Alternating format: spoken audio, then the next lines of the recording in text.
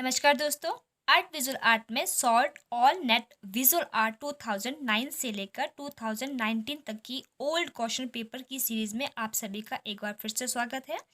और इस सीरीज की यह हमारी फोर्थ वीडियो है और आज की हम इस वीडियो में बात करेंगे दिसंबर 2009 के नेट विजुअल आर्ट का क्वेश्चन पेपर 2 और जिसका ये पार्ट 2 है। और इससे पहले हमने पार्ट 1 में जो है वो 25 प्रश्नों को सॉल्व किया है, तो आप चाहे तो मेरी प्लेलिस्ट पे जाके भी उन क्वेश्चनों को सॉल्व कर सकते हैं।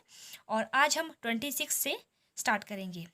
दोस्तों, अगर आपको मेरी ये वीडियो काफ़ी हेल्पफुल हो रही होगी तो प्लीज़ मेरे चैनल को लाइक शेयर और सब्सक्राइब ज़रूर करें, और ताकि ज़्यादा से ज़्यादा लोगों तक ये वीडियो पहुंच सके और उनको भी इसका फ़ायदा हो सके, क्योंकि नेट के एग्ज़ाम बहुत नज़दीक है। तो मेरी पूरी कोशिश रहेगी कि मैंने जो ये सीरीज शुरू शुरू कर रखी है 10-11 सालों के old question paper, net visual art के ओल्ड क्वेश्चन पेपरों की, तो मेरी पूरी कोशिश है कि मैं तब तक आप सभी को इन क्वेश्चनों को हल करके आपको दूँ। तो आइए देख लेते हैं net visual art question paper 2 का पार्ट 2, क्वेश्चन नंबर 26 से शुरू। हमारा पहला प्रश्न है अभिकथन ए, इटालियन धातु ढलाई प्रक्रिया में धातु से बेहतर प्रवाह के हेतु ढांचों को ठंडा रखना पड़ता है। ये बात सही है। कारण आर, देसी तथा इटालियन धातु ढलाई प्रक्रिया में धातु को उड़ेलने के पहले सांचे को ठंडा करना पड़ता है। ये बात गलत है। तो ए सही है और आर गलत है। ऑप्शन नंबर ए हमारा सही हो जाता है। नेक्स्ट क्वेश्चन पे आगे बढ़ते हैं। अभिकथन ए, लिथोग्राफ एक लंबी एवं पीड़ाजनक प्रक्रिया है। ये बात गलत है।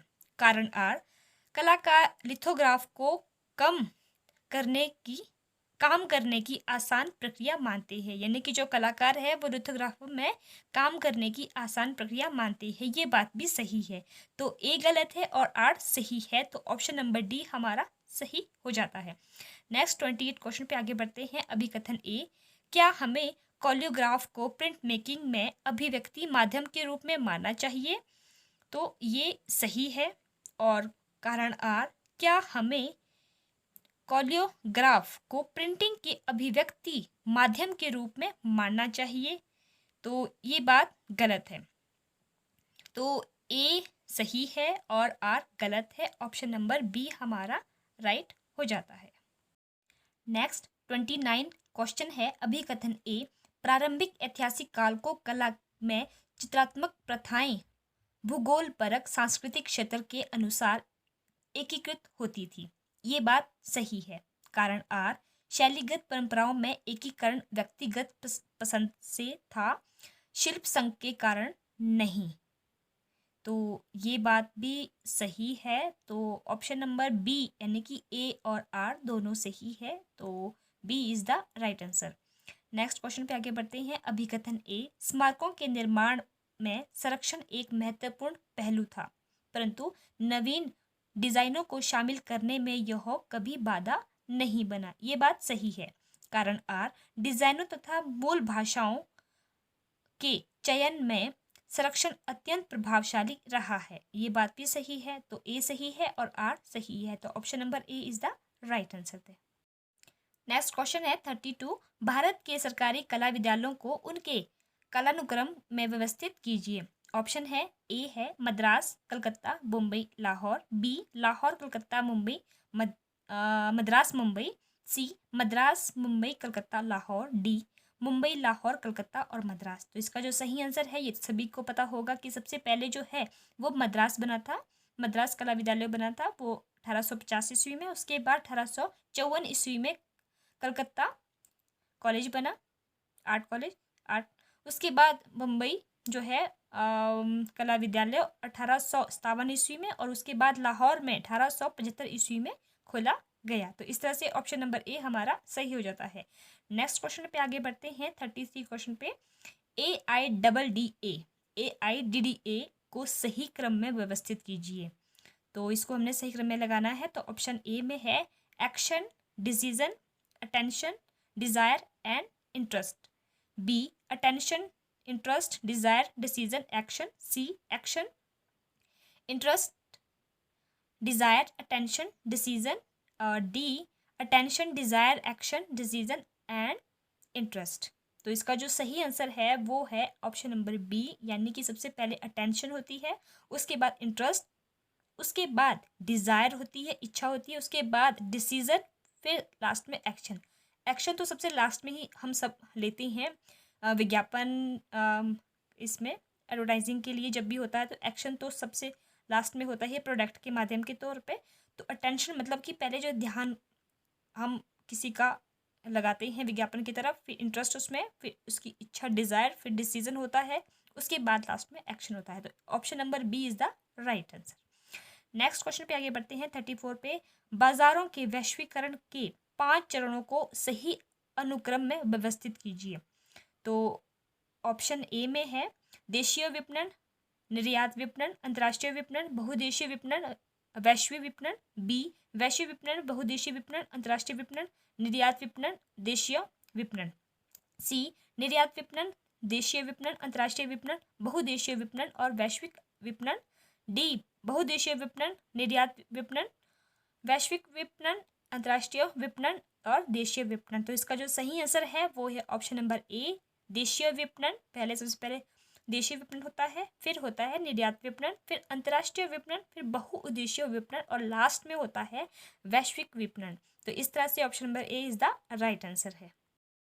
नेक्स्ट 35 क्वेश्चन पे आगे बढ़ते हैं। वरिष्ठता के आधार पर सही अनुक्रम चुनें।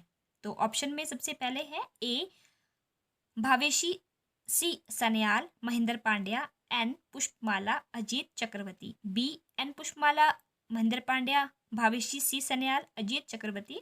सी भावेशी सी सन्याल, महेंद्र पांड्या, अजीत चक्रवर्ती, एन पुष्पमाला। तो लास्ट में डी है महेंद्र पांड्या, भावेशी सन्याल, अजीत चक्रवर्ती एंड पुष्पमाला। तो इसका जो सही आंसर है वो है ऑप्शन नंबर सी। सबसे पहले सबसे जो बड़े हैं वो है भावेशी सी सन्याल, महेंद्र पांड्या, अजीत चक्रवर्ती और एन पुष्पमाला। तो option number C is the right answer है।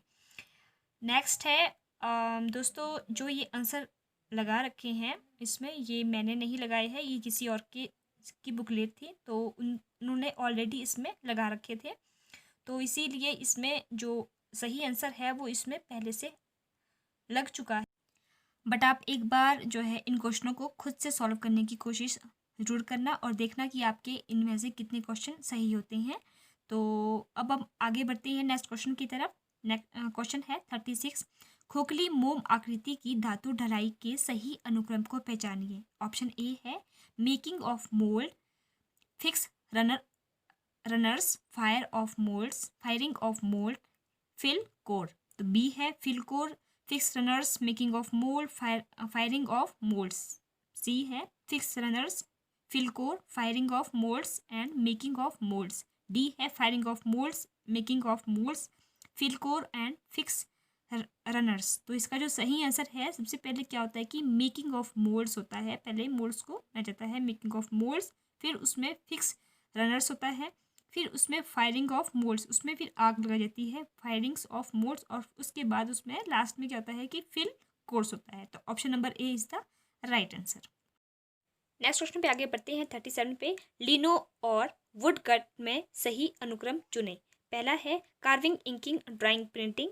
दूसरा inking, drawing, carving, printing, printing, carving, drawing, inking, drawing, carving, inking, printing. तो इसका जो सही आंसर है वो है ऑप्शन नंबर ए। सबसे पहले होती है कार्विंग, फिर होती है इंकिंग, फिर ड्राइंग, फिर होती है प्रिंटिंग। तो option number A is the right answer. Next question पे आगे बढ़ते हैं 38 है निम्नलिखित कलाकारों का सही कालानुक्रम चुनिए। ऑप्शन ए में है ड्यूरर, गोया, मंटेगना, दुमिए, मंटेगना, ड्यूरर, गोया, दुमिए, गोया, मंटेगना, ड्यूरर, मंटेगना, ड्यूरर, दुमिए और गोया। तो इसका जो सही आंसर है वो है ऑप्शन नंबर बी। सबसे पहले है मंटेगना, फिर है ड्यूरर, फिर गोया, फिर दुमिए। तो option number B is the right answer. Next 39 question पे आगे बढ़ते हैं। सही कालानुक्रम चुने। तो ऑप्शन दी गई है दाविद ए, सबसे पहले ए है David, Paul Klee, David Hockney and Van go.